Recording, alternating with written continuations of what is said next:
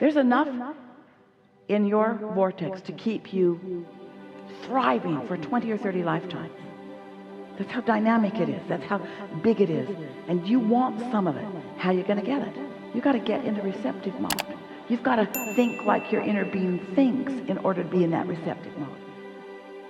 What can I do or think about specifically right now that would help me create and manifest my desires most quickly and easily?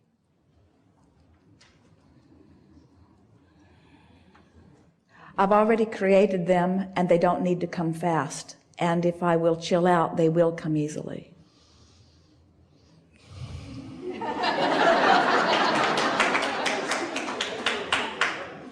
You see, there are some things in your question that we would like to massage. We don't want you to ask for things to be quick and easy because they're hard and slow. And almost everybody who says, how can I get it quicker and easier, is saying it because it's going hard and slow. And so we want to start by saying, accept that what we've been talking about here today, that everything you want is there, and that it is easy if you will let yourself go with the flow, and that it is only hard when you don't. So the answer to your question is just try to find better feeling thoughts which cause you to turn. And when you do, it will feel better, it will be easier, and it will be as quick as it can be. The only thing that keeps it from being quick is turning back this way, turning back this way, turning back this way, because the stream's flowing and the stream's flowing fast. And another thing that is really worth noting is the harder it has been for me, or has felt like it has been for me, the faster my stream is going. And so the faster the stream means the quicker results, yes? So I got a fast-moving stream that are full of the results that I'm looking for, and the only thing that's slowing it down is me pointed upstream.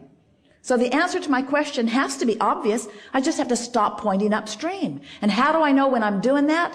It feels less good than when I'm not. Relief factor, relief factor, relief factor. So stop looking for all the way results and just look for turning point results. And then it gets easier and easier and easier and easier. Since we've been using this stream analogy, those who have been hearing it have been catching themselves earlier in the upstream dialogue. Jerry and Esther will be driving. Esther is driving. Jerry is riding somewhere, always it seems. And several times since we've begun this, Esther will start to say something, and then Jerry will say, did you start to say something? And Esther will say, yes, but I changed my mind because it was upstream. She'll say, can you hear me? And he'll say, yes. And she'll say, you know, and then nothing more will come. And he'll say, I'm waiting, I'm waiting, I'm waiting. And Esther will say, I changed my mind. It was upstream. She's catching herself in the earlier stages. And as she no longer says the upstream stuff, in a while she'll no longer think the upstream stuff, you see. That's how it gets quick and easy. But never done. Never, ever done. So if you're looking for done, it'll never be easy because it can't get done. Anything that diffuses your focus has the potential of making you more allowing.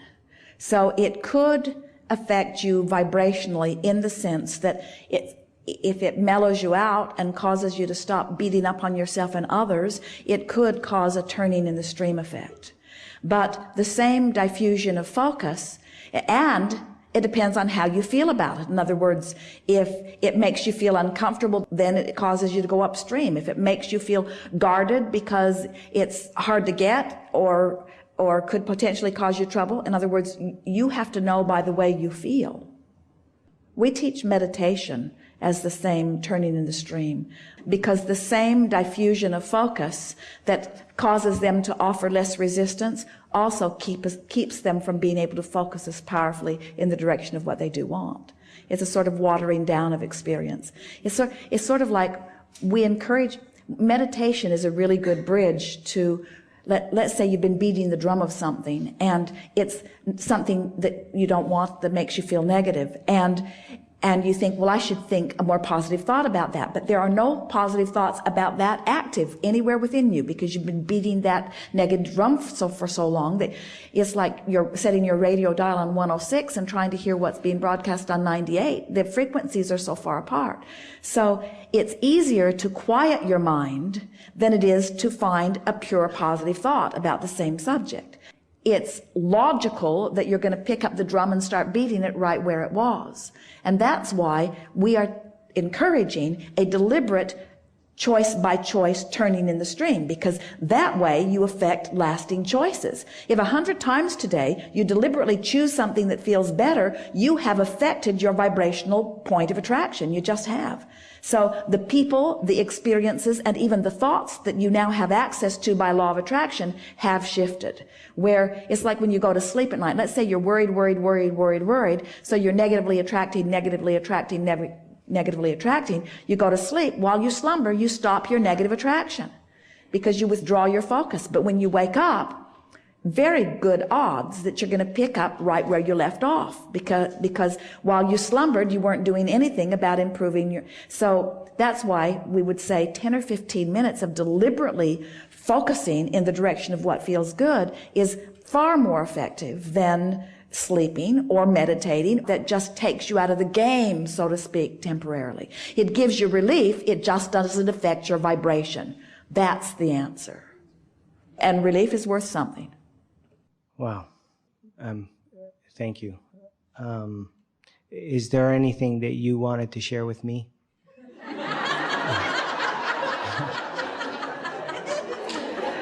Your vibrational escrow is full of all of the things that you've wanted. And much of it, if you were to see it today, you wouldn't even be able to identify it as yours, because it is a combination of so many things that you've been asking for incrementally.